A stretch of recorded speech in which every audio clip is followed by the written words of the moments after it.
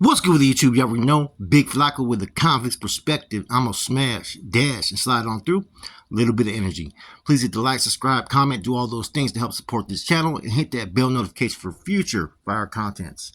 First and foremost, man, I'd like to thank all my subscribers, man, who have showed a lot of love. Since I've been back, my views have really started to go up again. Really haven't posted any type of negative content lately, except for maybe the one regarding the, what I found in my discovery. But besides that, man, we're on a different push, different agenda, and we're going to get back to the old ways, man, of pushing the positive agenda, bringing awareness and information to the community, public, and all those that are of concern, and just trying to help people, man, as best I can, because you know what? That was always my best therapy to help me, was when I helped others. So at any given moment, man, feel free to reach out to me. If you're struggling, going through some hardships, hey, I'm going through the same shit my damn self, man. But feel free to reach out anytime, man. That's what it's all about, being there to help support one another. Now, let's get to this Q&A. Question and answer, man. This is going to be a good one, guys. Let's get to it right now. It was by Big Lou, man. What it do with Big Lou? To your knowledge, what was Big Smiley Ramirez's rank, a Cat 2 or Cat 3? And did he ever reach the rank as one of the 10 captains or one of the 2 reserve positions? And I'm sure he had voting rights as a Cat 3. Otherwise, I don't believe he would have been able to recruit for the O unless he was deliberated by brass to go and recruit while he went out for medical back in '94 at Guimas. Or was that more so the realm of Michael Castillo's Cat 3 captain status? Okay, check this out. With Big Smiley, he just paroled about a couple months ago, just so you know, man. Kind of, wish him the best in his future endeavors. I never personally met him, but, he's pretty well known throughout the history. He was a long-time NF member. He did hold the rank of Cat 3, you know what I'm saying, which gave him a lot of authority. And he held a position up there in the Bay. I think he was the RSD at one time. And then there was another time he was also in charge of the Salinas Regiment at one time. So he held some high rank, man. I don't know what his, was, if he was captain or whatnot. Like I said, there was a lot of stuff going on, or if he was a reserve. But he was definitely in the mix up there, man. So that's my position on that. But so with Big Smiley, there's been rumors that he was actually part of the what do you call, the ones that were offered to come back, the reentry program within NF members during the NF Civil War. And I think him, and I think also one of the Gabriels was also another one that were brought back. There was a time when he was kind of they didn't know where the fuck he was at. This was way back in the day. So Big Smiley, man, there's a lot of stuff about him that people don't know, man. One time he was, instructed to go meet some dudes out there that came from Chicago that were some Colombians. This was, I think, in the late 70s or early 80s. And, the thing that happened with this was that, he was complaining, but he was kind of timid when he went, I heard. And because the caliber people they were dealing with were some major players over there in South America. Therefore, you know what I'm saying, they didn't put him in position to go handle no more business at that time further. So later on, of course, he had all those years. He was a big dude. He was definitely with that action. They sent dudes after him. Armando Quinn, they sent in there to take him out. And Armando Quinn tried to move on him after they got done busting down. Armando Quinn got his arm broken. They tried to send some dude with an R in his jacket. You know what I'm saying? He took care of that dude as well. He actually sent fucking Corny a fucking kite saying, come on, man, show me a little bit of respect. And this is when all that defacility dilemmas was going on. Now, he went out to court and he lost his position up there in the Bay. And that's where everything stemmed. And he was also trying to do a lot of things from, now he was out there in Salinas when they had things established out there for a minute. They had like Hank was out there, fucking some of the Gabriels and a couple other Canales that were from Salinas. And they actually had some legitimate businesses going. They had some bars. I think they had a motel, and there's some stories about some product that was missing, and man, they were almost going to kill. I think it was either Big Smiley or Hank, because the product came up missing, and then out of nowhere, before they ended up whacking the dude, the product was found.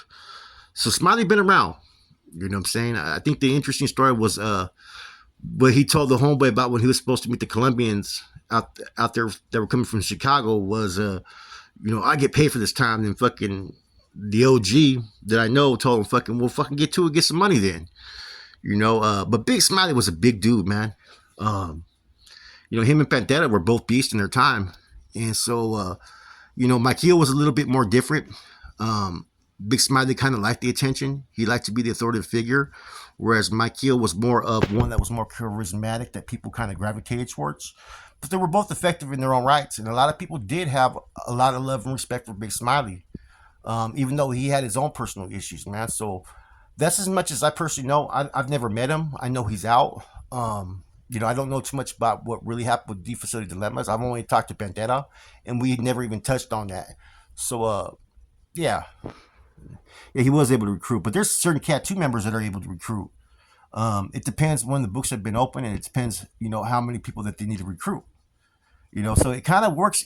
It works kind of mysteriously at times when you have people out there in the streets or that are set to parole that are Cat 2 or Cat 3 in rank that they have to recruit certain people for this particular captain or whatnot. Things are kind of a little bit different. So it depends on what's going on. But Big Smiley was definitely a factor. He was definitely a Cat 3 rank. There would have been no way he could have been stripped to a Cat 2 at the end, or I mean not stripped, demoted. Cardenales don't get stripped; they get demoted. Remember that. So there we have it, Big Smiley.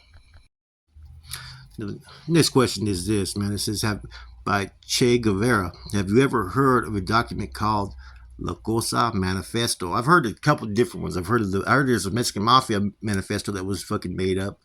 There's also the Chicano Manifesto that was, I think that was written in 1971, and it was more about the ideas and culture of the Chicano, new movement by an individual named Armando Renedon.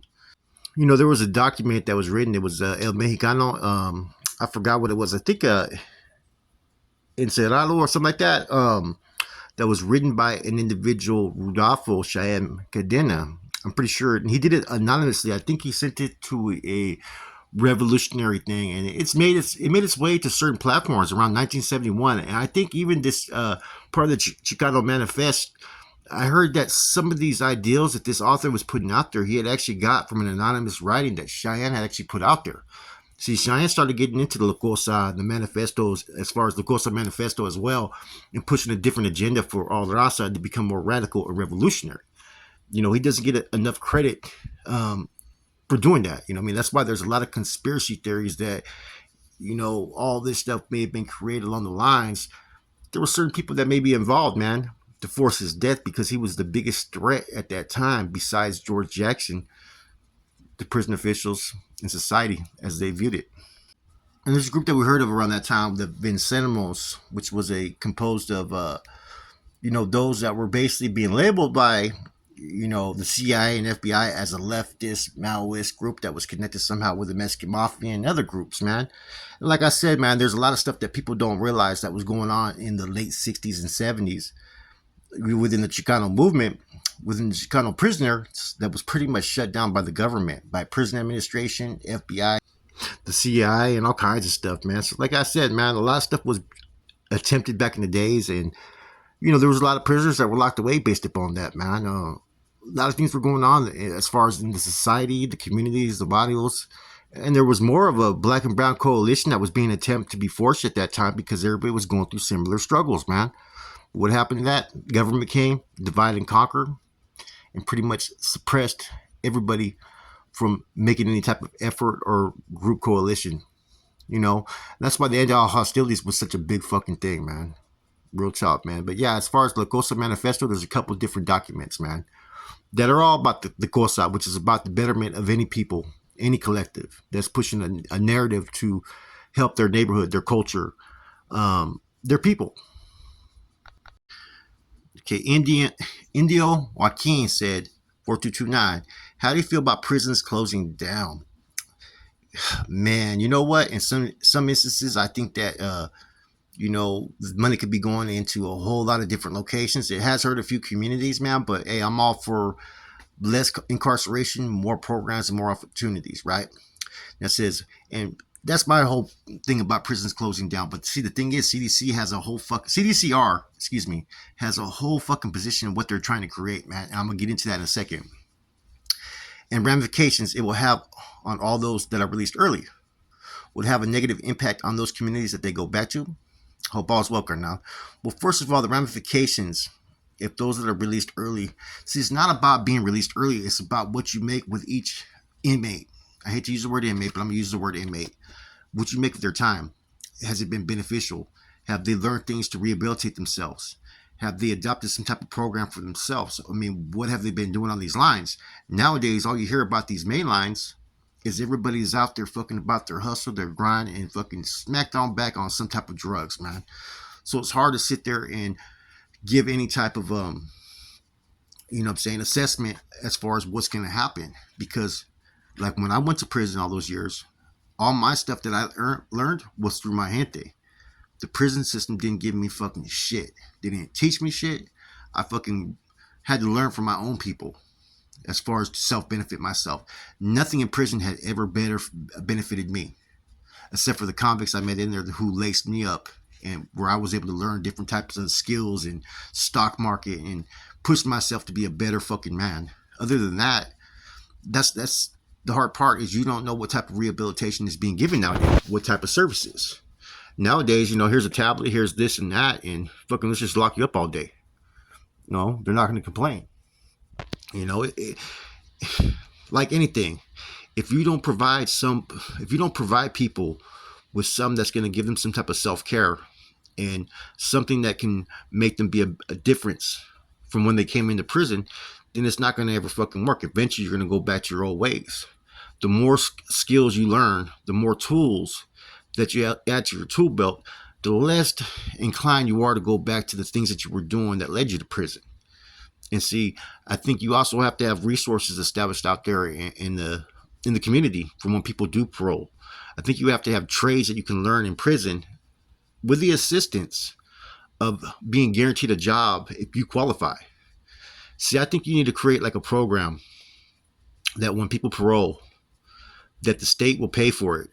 Yes, the state will pay for it. Let's use our fucking money in the right place, to where a person comes home and they get a job, and they'll pay, and the state will pay a percentage of their wages. Therefore, or will give fucking these business owners a tax break.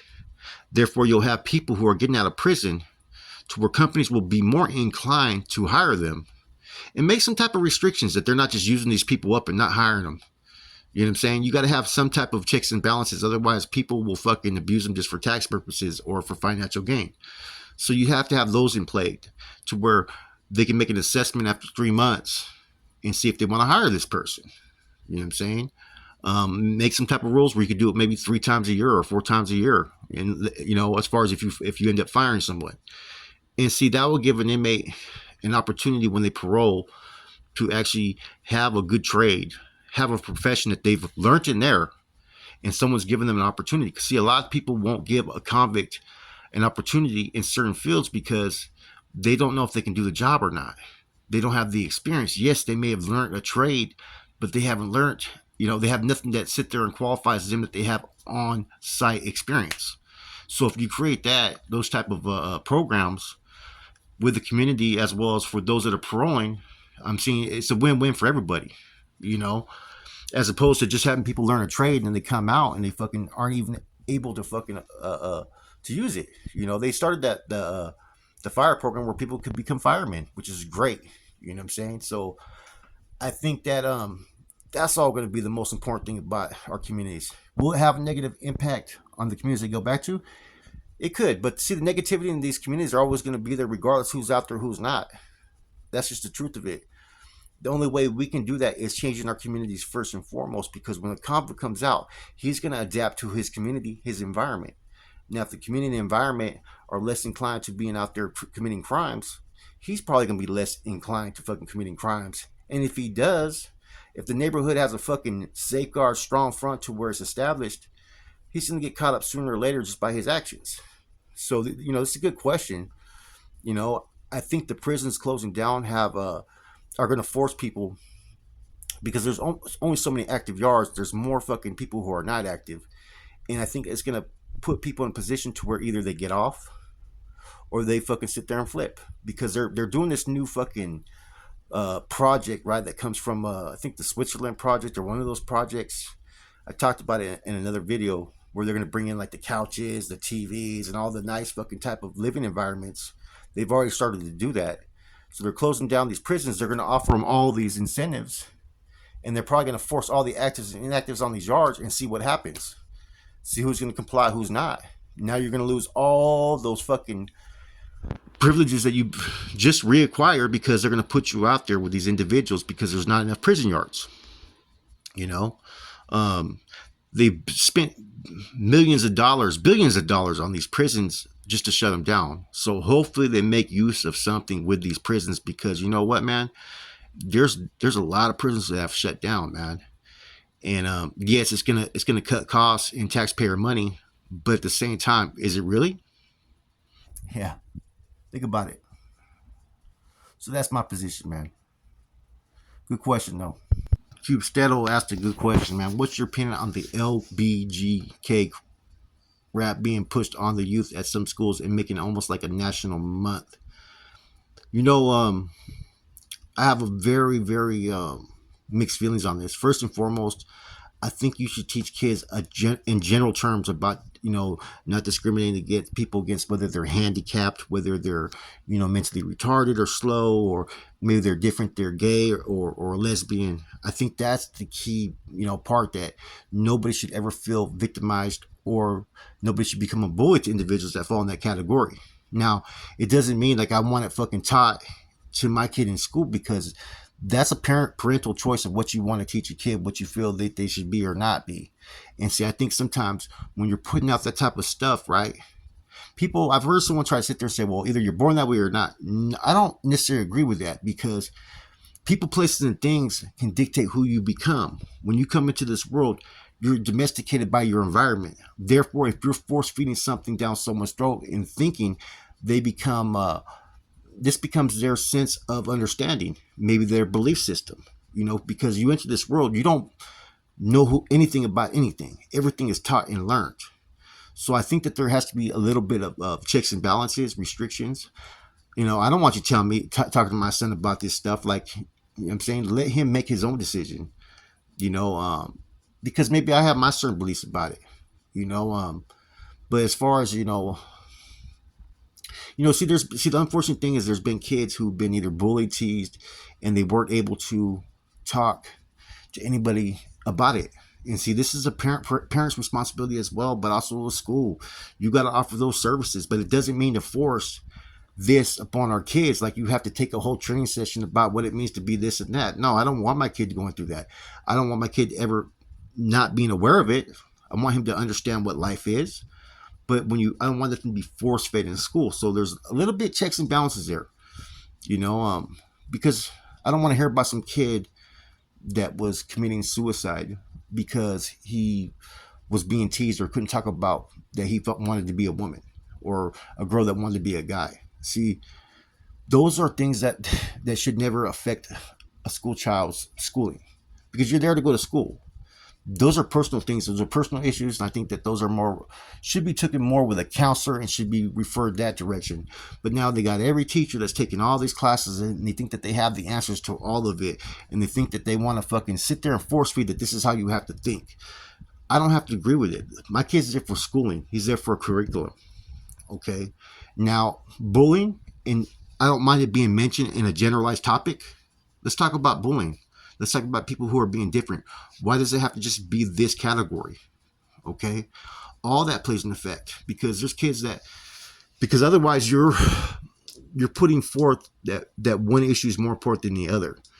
You got a whole lot of variety of people who are in school that get picked on and bullied on, because I remember that shit when seeing it, man. I used to stick up for people. That's more important.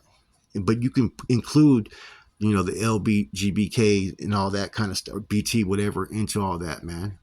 But everything else, as far as it being forced, there has to be a little bit of restrictions and limits to it, man. And that's just a personal feeling.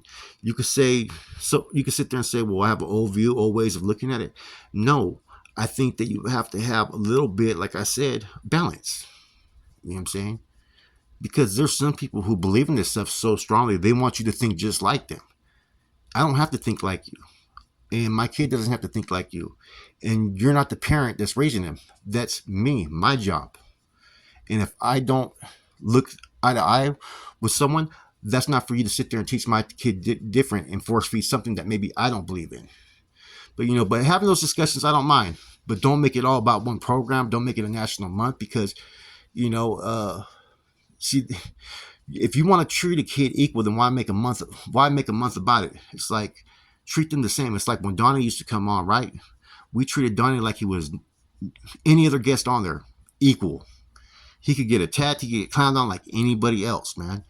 And that's what you want with kids. You want every kid to feel, okay, look, they are just like any other kid because they are. But if you start to put categories, you may be influencing and promoting that maybe they're different than other kids. Think about it, man.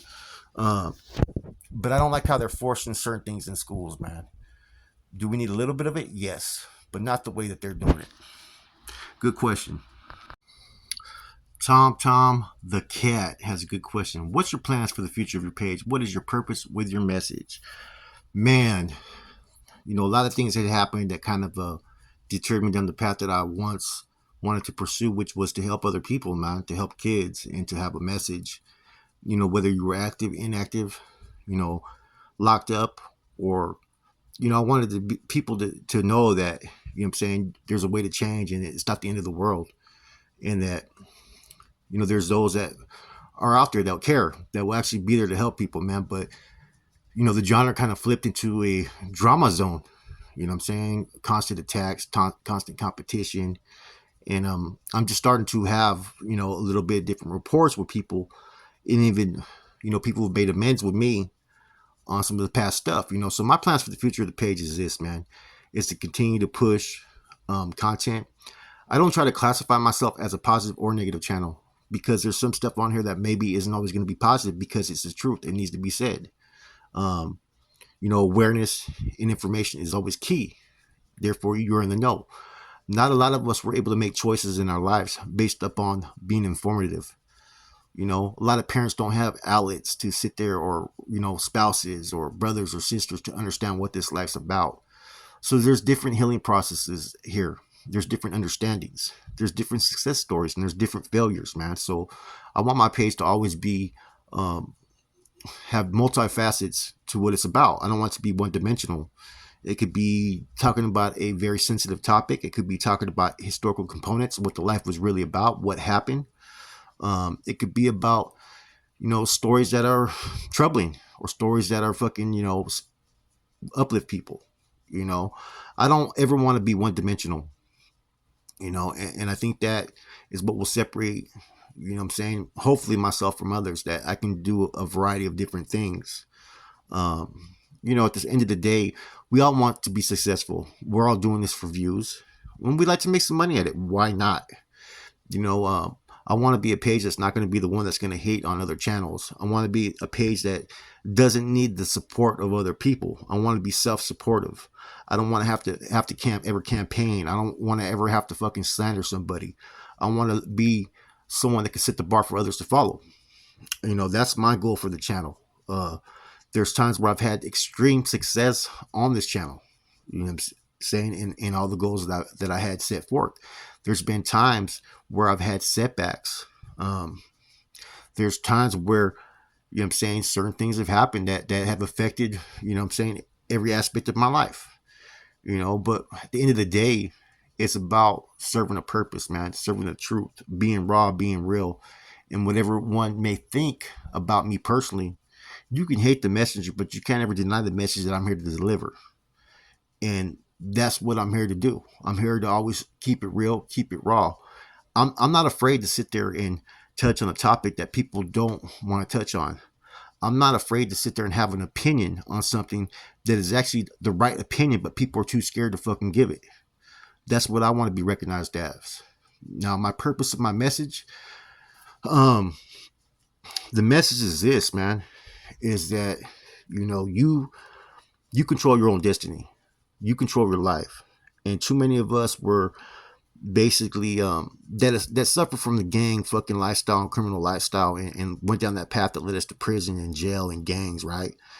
At one time, we were a child. We were an invisible child, most of us. Our voices weren't heard. And I want people to be able to express how they feel about certain things. And I want to be able to allow people to heal and go in the right direction. What you do with your life, whether you're active, inactive, whether you're fucking hardcore, you're still out there in activities, that doesn't bother me because it doesn't affect me unless I let it affect me. But I want people to have that outlet to turn into a channel that maybe they need to hear something that day. Maybe they can go back to an old video. You know what, Flux? That helped me out. That's what I needed to hear. Because there's different ways of helping people. It's not always about helping people financially or getting a job. Sometimes just that little support that they have of someone giving them back something positive or just even listening, you know, that's the message, that we are all builders of our communities, builders of our families. And that despite the lifestyle that we lived, some of us, right, does not mean that we have to be fucking locked down and categorized by a system that's always trying to fucking suppress us from being our true authentic selves. We can be better than what we were. Um, I'm all about helping people that need to be helped. Now, there's a time period when I kind of was discouraged recently, and I really had a lot of dislike for humanity, because there's been those that I've helped along the ways, or allow them to be, you know what I'm saying, enter into my private zone of who I am as a person and the things going on in my life. And there's been a lot of people who have violated that, who've not appreciated that, who've used that, try to use that against me and spin their narrative to try to fucking downplay me or to try to fucking get me to spiral out of control. You know what I'm saying? So my message is this: is to be with the real ones. And the real ones isn't based upon whether you kept it solid, you did this and that, you're still active, you're not a punk. Be yourself. That's a real one. Be who you are. Be true to yourself. You know, and if you made mistakes in your past, own it. You know, and so the message hopefully is that any one of us could change, because you guys have seen me go through. When I came into this, I had a lot of success in my life to where I've had my setbacks, where I've picked myself back up. One thing you can say about me is I never give up. And if you fucking knock me down, I come back 10 times fucking stronger every fucking time. And if that could be a message for people and what they see from me, hey, I'm doing my job. Plans for the future, I don't know, man. I've had a lot of setbacks. You know, I've had my studio equipment, everything I had from my fucking YouTube stuff is gone. You know what I'm saying? I don't have a residence currently. I have a lot of things that have allowed me to falter, and I'm not afraid to fucking show you what's going on with my life. I got a fucking case that I'm fighting right now. You know, so there's a lot of things that are going on. So the future is unknown. You know, a lot of people caused a lot of rift, and a lot of people pushed away from me because of that. And that's the unfortunate thing, is that, you know, there was those that had beliar intentions that were fucking false impersonators, I guess you can say it, that wanted to sit there and do damage and then fucking hide like cowards. You know what I'm saying? Let's just be fucking real about it. So a lot of that affected all the growth I had going, all the momentum, you know, because when I'm on top of my A game, you know what I'm saying, I know I can produce some of the best content out there. I know that for a fact. I'm very analytical. I have a deep way of thinking. I know how to connect the dots. My history's on point, and I have the experience. I've been there, done that, and nobody can deny that. But I just got to watch out for those that are coming trying to serve a curveball, you know, or waiting for me to fucking falter. There's a lot of people who just, for whatever reasons, me being me, either they're jealous, or me being me, they fear it. I don't know. Or just me being me, they just don't like me. I don't know. Sometimes it doesn't make sense, you know? But we'll see what happens, man. You know, the plans for the future could be unlimited, man. I've always been able to make things fucking happen, and you guys all know this, that other people couldn't make happen. And a lot of people have mimicked that. They've copycatted that. I've got interviews where people thought they could not get those interviews. I've been involved in things people didn't think I could be involved in. So the future is always there, as long as I have my mind right, and I'm not letting personal things affect me, and I'm not letting the fucking bullshit affect me, you know? So those that have rocked with me since day one, who even through all the trials and tribulations, man, I appreciate every one of you. You know, there's a lot of you who have came back. And the truth of it is, though, there was a lot of disappointments, man. There was a lot of things that was in front of people's eyes that I couldn't understand how they couldn't even see it, man. You know what I'm saying? To this day, there's certain things that is right in front of people's eyes that people can't see, man. But there's no reason to keep on fucking complaining about it. It doesn't do no good. People are going to want to see what they want to see. And, you know, that's their own fucking issues that they have. You know what I'm saying? Just like we all have faults. We all have flaws. I'm no different. We all have vices. And so, you know, in the process of this, I hope to also work on myself along the way, because I have a lot of work in myself I have to do, man. But my intentions were always pure, and I'm always going to give you the raw truth. You know what I'm saying? Whether you like what I gotta say, it is what it is, man. Because I think that separates me at times from people is that I'm very open about being unbiased, and I will say stuff that maybe I know maybe will rub certain people wrong, but I'm not afraid to do it. Good question though. Alexander Lit Van 503. He says, "Hey Flaco, I got a question. How you know the YouTuber Ian Bick? He straight up said he paid for protection and his channel is blowing up. I say this to say, why do so many others just can't just do the same? Be fucking honest, not super gangster. Just saying, it's because he's white and kind of dorky looking, so it's expected. But if you're all tatted down and have a Cadillac signs on your neck, guess you need to be a super gangster." It's the same thing with some subscribers, man. They got to sit there and comment fucking disrespectfully or talk shit when they know damn well they're not going to say that if they see you in traffic. Let's just be fucking real. Um, I've never had a problem with people who critique you respectfully, even if they have something fucking harsh to say, but as long as it's done with respect. Now, as far as some of these people who act like they're super gangster, I mean, you know, real recognize real, man. In regards to what choices you make, man, if you were really out there fucking with the functions and activities, man, you know who's fucking sick with it. You know who has the potential to be sick with it. You know who has the potential to go harder than the next man or do what they got to do. You can't sugarcoat that. You know, when you talk and present an image to people, eventually it's going to come out who the fuck you are. You know what I'm saying? It's like whatever anybody's ever said about me, no one could ever say that I'm a fucking punk, man, regardless. You know what I'm saying? Like anybody's caught met me in traffic, I'm not that dude. You know what I'm saying? But that's my ego talking a little bit there. You know what I'm saying? So a lot of these dudes are influenced by their ego, so it's hard for them to admit that. Maybe they weren't shit. It's hard to admit that, that there's something else than what they try to, you know what I'm saying, show the viewers, because a lot of times people want the viewers to look at you in a certain way, so they say certain things or do certain things so everybody looks at you with a certain image, you know. And it's pretty bad because certain alpha males are not alpha males because they feel that they have to prove themselves in everything they fucking do. So I get what you're saying, but it's just one of those things that eventually we each have to figure out on our own in evaluating people. You know what I'm saying? And even if they've had some type of smut or stain up on their jacket, look into who they were before that, look or after. Look into the truth behind everything they say and do, and look at the fucking pattern. You know what I'm saying? And a lot of times you'll figure out who the fuck is really with it, who really isn't. You know what I'm saying? Who was a gangster? Because there's a lot of pretenders. You're not lying. There's a lot of imposters, a lot of dudes that are fake, man. And I don't really let it trip off me because you know why? What they do shouldn't affect my fucking life as long as they're fucking staying away from me. You know what I'm saying? I'll show respect to where respect is given. I'm not here to hate on anybody. But there's a lot of fakeness out there, man. There's a lot of people who want to portray that fucking image, and and sometimes it gets people like myself, man, like where we respond to it when we see it because we recognize fake, we recognize the fuckery, and there's only so much you can tolerate when you're trying to have a positive impact, and you see the fucking fakeness and fuckery and the wannabiness, the fucking ones that never even put in no work, speaking like they're high and mighty, and you see people fucking eating it up. So yeah, I get where you're coming from on that, man, because it's a real statement. There's no lie in it, but you see it all the fucking time.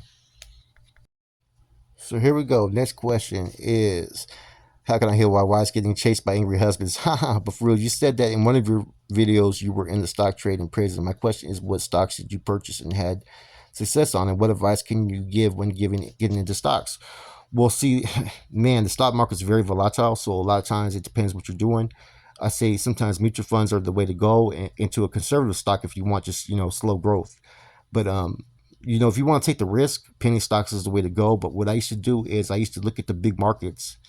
When the big markets start to trend, right, and they start to get an increase in value and uplift, the penny stocks that are somehow aligned or associated with these will fucking boost. Whereas say like a company like Microsoft goes up like fucking like 2% or 7%. That's pretty big for a big company like that, right? These penny stock companies, if they're associated or some type of small fucking company that's associated with, their stocks will sometimes go up anywhere from 300 to 1,000% to even more. So you're always looking for that next winner. But the same thing when these stocks start to decline, you could buy a penny stock and buy like 5,000. Next thing you know, you have fucking $50 left. So there's always that risk. So it depends what you're doing. Like if you'd invested in oil about 2 years ago, you'd be fucking rich. You'd put like 10, 20,000, you'd be having fucking just, you would have fucking really, really fucking earned some money. Um, so there's no tip. There's no tip at all, man. You can go with more of the traditional ones, like Google nowadays, Microsoft, Apple, fucking, even Coca-Cola and all these other companies, man. Like they're non-risk. You know what I'm saying? They're gonna always have income coming in, and they're always gonna do well.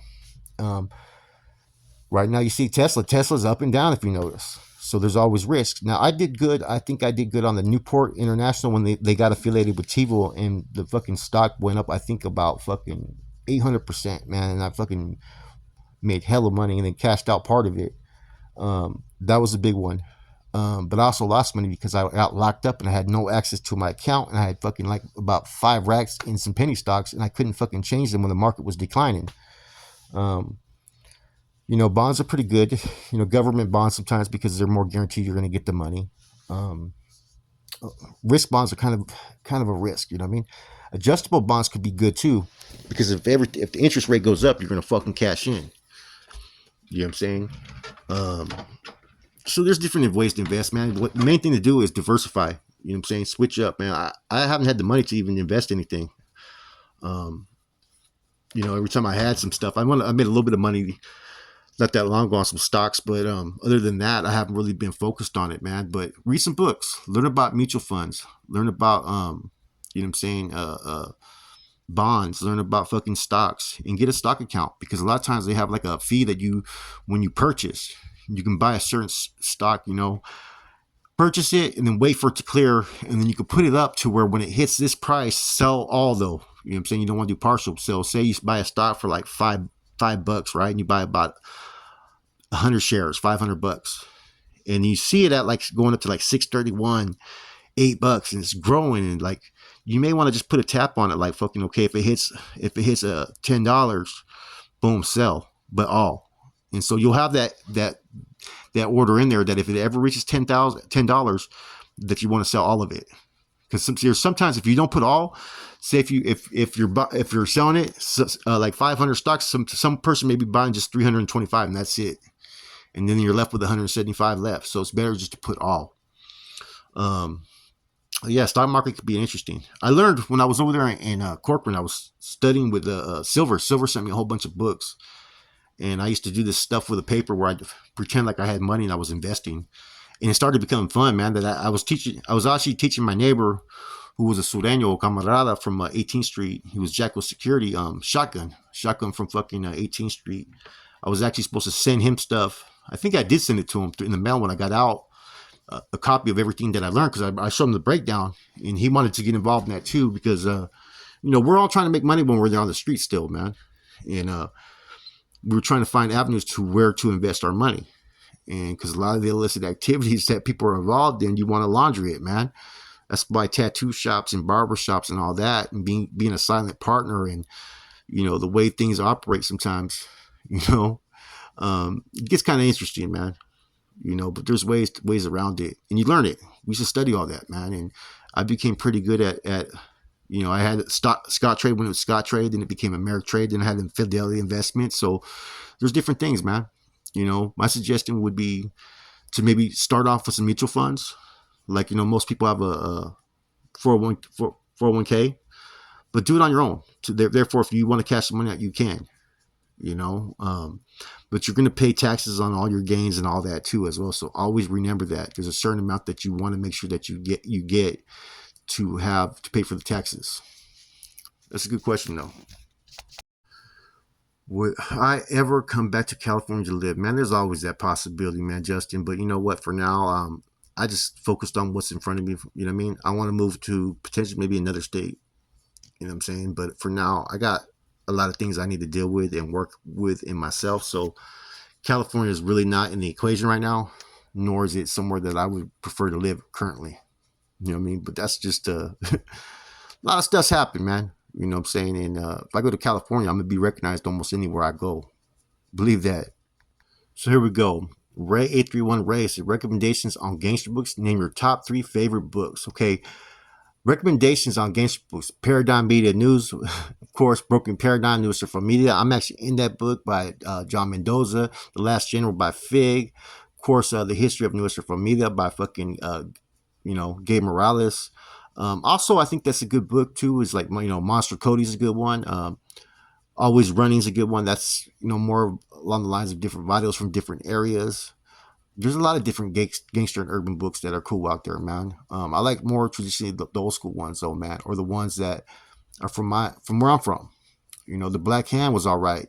I like a lot of Italian books as well, Mafia. The Last Dawn, Boss of Bosses. There's all kinds of different books that are about that life, man. Um, some of the Run Nicky Run, I think that's another one I read as well that was pretty good. So there's a lot of gangster books out there. Monster Cody was actually a pretty good one, and it talked about the Crips aspect of it.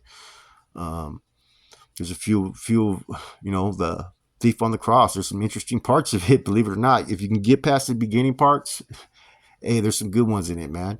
Now my top 3 favorite books is gonna have to be number one. I like Reign of Gold. Lluvia de Ora by Victor Villaseñor. That's a good fucking book. It's not a gangster book, but hey, you will enjoy it if you check it out, man. That one's a good one. Um, Another book that I was kind of interested in was The Art of Becoming by Hazrat Khan, who's into Sufism. It's a spiritual book. That one's good for your character growth and whatnot. And my final book, let me think about it. All that Art of War, 40 Laws of Power, all that stuff's good, Machiavelli, but everybody's read all those. I liked the Four Agreements as well. Really good, man. The first introduction chapter is really key because it talks about domestication by when you come into the world, you become domesticated by what you learn, people, places, things, which is so true. Um, Steve Pinker, How the Mind Works, which is, man, that one's another one that's really deep into the intellect of one's thinking and just how we process things. So, I like the Plato the Republic as well, which talks about, finding something just in society, which is kind of interesting. It makes you think about all the things that we've heard and the history that's been written and how much of that could have been just created to control us, all those dudes were weirdos that wrote those, Socrates, Plato. They were all fucking, I'm saying, into some weird shit, but they were fucking pretty sharp, man. If you really think about their thinking process, just like Friedrich Nietzsche was as well. Um, I don't discriminate.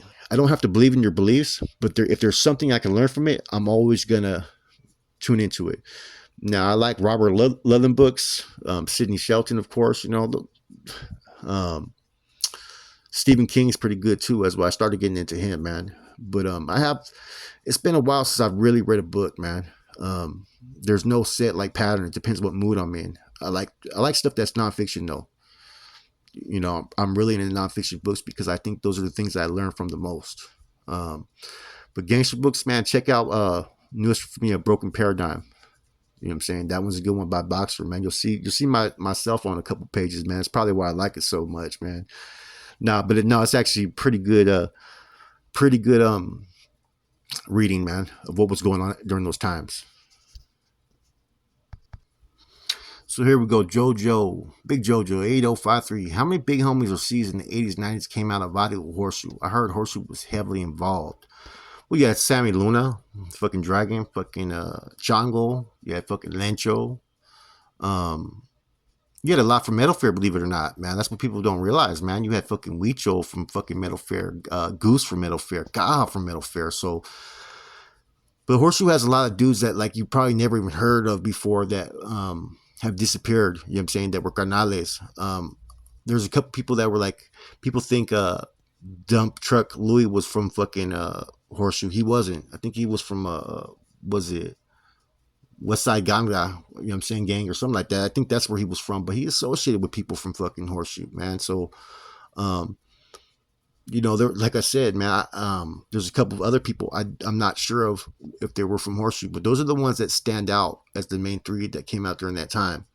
I'm trying to think of where Dancing Bear was from, man. Um, There's a few those from the west side though. Like Sammy was from the west side. Wino, he wasn't from Horseshoe. He stayed on Keys. I'd say a lot of the seeds that were coming out of there probably were more from the 70s and 80s. Um, I think Jocko, there's an individual Jocko that was from Horseshoe that came out of there. I'm trying to think of who else. Was Pepper? No, Pepper wasn't from there. But yeah, there was a lot of seeds that came out of fucking Horseshoe in the 80s, 90s. A lot of bros as well. So, you know, it's hard to really tell you some of the older ones in the 70s and 80s because they just pretty much just disappeared.